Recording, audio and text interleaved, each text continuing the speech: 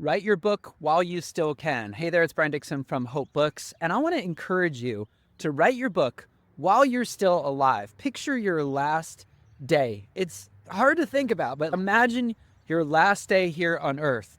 That might be when you're 85, it might be when you're 95, it might be when you're 45. And I want you to picture your last day and you're saying goodbye to your family, you're saying goodbye to your friends, and you look back in your life and you go, what kind of legacy did I live? Now, I think on my last day, I would have so much I wanted to say to my family, to tell them how much I love them, how proud of them I am, and also to share some life lessons. Now, what if you had a chance to share those lessons before your last day? Of course, what I'm talking about is writing your book, that you have an opportunity. You have an opportunity right now, today, starting today, to write your book. And think about the legacy that you could leave by leaving your book for your family to read. What would that look like for you? So what I want to do in this training is to encourage you to take advantage of the time that you have by future pacing. This is one of my number one strategies for helping you actually get your book done, is to imagine the last day. Like, this is your last day on earth. We know that our life is like a vapor, that we are not promised tomorrow, that there are so many ways that you can go out. I've lived long enough to have friends that have had just random heart attacks and passed away. Cancer diagnosis, right? Car accidents, all kinds of stuff can happen. But right now you're healthy. You're listening or watching this training. Like, right now, you have an opportunity to leave a legacy. Right now, you have an opportunity to write your words of hope. And so what I want to convince you of in this training is that now is the time for you to take action. Now is the time for you to share your lessons. Now, you might be thinking, Brian, what are you talking about? What are the lessons that I have to share? Here's what I want you to picture. I want you to picture that your son or your daughter is now your age. So 35, 45, 50, 65 years old. And they could read what mom would recommend. They could read what dad's advice would be. Wouldn't that be such a cool gift to give them? Now, they might not appreciate it right away, but over time, think about the lasting impact and the value that your words could have, that your words could share with them. So what you do is you imagine them being your age right now. So I'm 46 years old at the time of this recording. So I want to picture that my son is now 46 years old, and he's facing some of the decisions and some of the challenges that I've faced as a 46-year-old. So what about raising kids? What about balancing your schedule? What about finding work that you love? What about living out your faith? What about staying married? Like, all the things that I try to do and live on a daily basis, I have quite a lot of advice to share with him. Now, it's not necessarily advice for a 15-year-old, but it's definitely advice for a 40-year-old. So that's the book that I recommend that you write. You write the book that helps you 3 to 5 years ago, but you write it for your kid. You write it for your child. And this way, you know that when you go to the grave, you'll have already shared your best advice.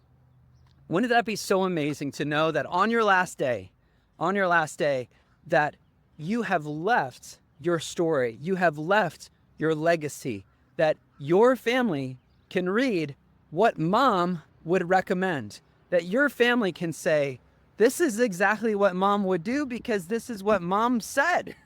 This is exactly what dad would do in this situation because this is the advice that dad gave. How cool would that be? So the first strategy in helping you actually go to the grave with your song, not in your heart, but with your song on words, with your story written out and printed out, the first strategy is to imagine your last day. Now, my advice to you is to picture that last day is coming sooner than any of us expect. I've lived long enough to see that it just happens in a moment. You think you're healthy, and then all of a sudden, there's something going on medically, and then before you know it, you're counting down your days. And maybe you'll have 90 years. Wouldn't that be amazing? But what if you don't? Isn't it better to write your story assuming that you're not gonna have much time. Isn't that really the stewardship principle of making the most of what you have today instead of waiting till tomorrow?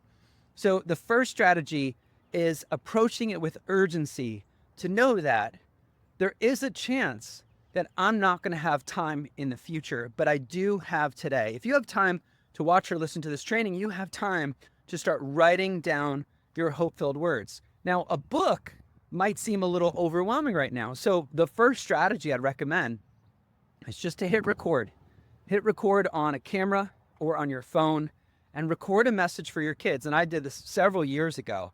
I thought, you know what? One of my neighbors passed away from a surprise heart attack. And when Dan passed away, I'm like, you know what? I don't have a personal message to my kids. I need to do that now. I need to do that right away. And so I remember getting back from a trip, hearing that Dan had passed away. And one of the first things that I did is I went to my computer and I opened up my video app and I hit record. And I basically just talked to my kids. And I recorded 3 different videos, one for each of the kids. And I just told them, I love them. I miss them. I'm proud of them. Here's what I've noticed in them. Here's what I would recommend as they get older, things to pay attention to, things to watch out for, things to really double down on.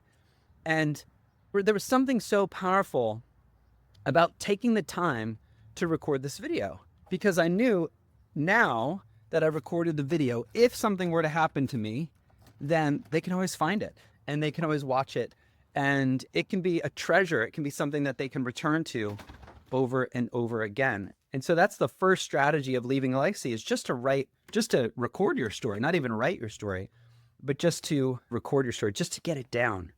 Get your story down. That's strategy number 1. Strategy number 2 is, what if you wrote a letter to your kids and you gave some life advice and you organized it and put it in a structure and thought, you know, if there's anything that I want my kids to know, it's this. These are the principles of living. These are the most important things that I want my kids to know.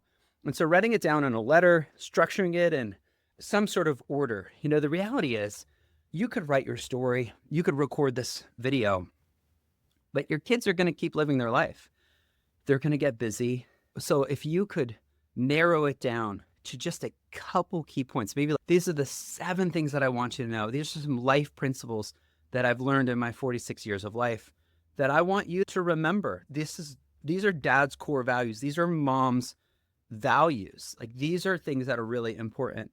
And then the third level of that would be actually writing your book. And whether that's a memoir, a devotional, a how-to book, but think about the power of your kids being able to go back time and time again to the words that you wrote. Think about what that would mean on your last day on earth, knowing that you don't have all this pressure to just try to say everything you possibly can say, because you've already written it down. You've already published it.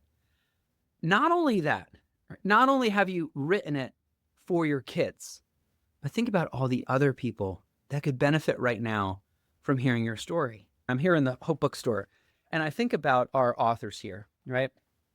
I think about Martha, who wrote Sandpaper Moments. She's got kids and she's got a story to share. Her kids are going to be able to return to her book. And there's something so powerful about you finally writing your book and finally sharing your story. But the strategy that I would recommend, number 1, is just record a video. Like, record a video today. After watching this or listening to this, go ahead and record a video. Make one for one kid, one for another, however many kids you have, make that many videos, and just look at the camera and just picture that they are now 35, 45, 55 years old, and they have an opportunity to watch you sharing your life advice, your vision, your values, your mission with them. Just looking right at the camera and saying, I love you, I miss you, I'm proud of you. Here's what you're good at. Here's what I notice in you.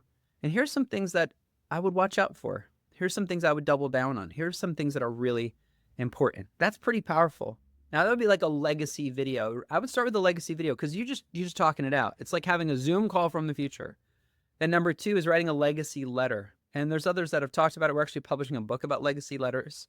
And so writing a letter that they can read over and over again can be really powerful. But there's nothing quite like having a book. There's nothing quite like having those stories captured that that vision really shared and documented and shared with others, not just for your kids, but for other readers as well. So I hope that encourages you. I want you to picture your last day right now. The average American male lives to 78 years old. So as I picture my last day, I have 32 years left. So in the next 32 years, like, what kind of legacy can I live? What kind of legacy can I lead? What kind of stories can I share? And thinking about my last day and going, you know what? I have been faithful to share my story to encourage other people. There's few things in life that are that powerful. And I want to encourage you to do that starting today. Now, if you need help getting started, we're here to help you at Hope Books. Just visit hopebooks.com to learn more. We believe that the world needs your hope-filled words more now than ever before.